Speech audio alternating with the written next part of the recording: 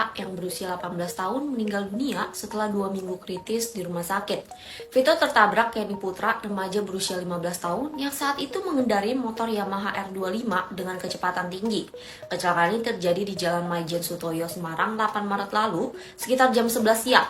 Saat itu korban lagi berusaha menyeberang jalan. Posisi korban berboncengan sama temannya berinisial M. Sebelum menyeberang, Vito udah berhenti dan melihat kendaraan sekitar, guys. Tapi pas udah setengah jalan, tiba-tiba dari arah samping motor Yamaha R25 yang dikendarai Kenny tanpa helm menabrak Vito dan M. Dari rekaman CCTV, Kenny ini melaju dalam kecepatan tinggi dan diduga nggak berusaha mengerem sampai akhirnya tabrakan terjadi.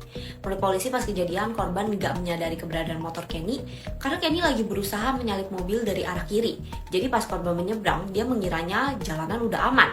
Akibat kecelakaan ini, Vito koma dan menjalani perawatan di ICU RSUP Karyadi. Dokter bilang Vito mengalami pendarahan di bagian otak, retak di bagian tengkorak kepala, patah tulang pipi, pembengkakan, dan pendarahan paru-paru. Tapi sayangnya setelah dirawat 2 minggu, kondisi Vito terus menurun sampai akhirnya meninggal dunia. Saat ini pelaku sudah ditetapkan sebagai anak berhadapan dengan hukum atau tersangka anak dan terancam pidana kurang dari 7 tahun. Tapi pelaku nggak ditahan karena masih berstatus anak, guys. Setelah diselidiki, polisi menemukan 5 pelanggaran.